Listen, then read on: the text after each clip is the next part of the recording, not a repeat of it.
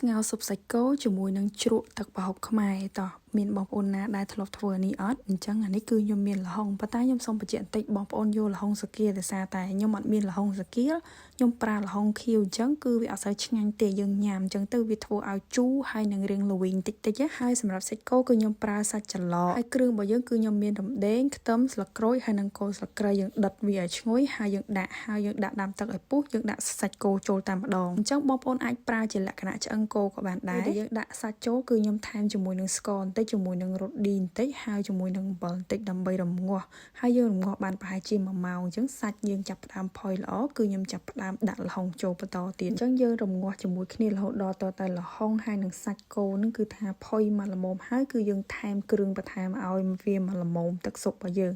ហើយនេះគឺខ្ញុំធ្វើជ្រក់ខ្មែរគឺមានស្លឹកខ្ទឹមហើយនឹងជីណា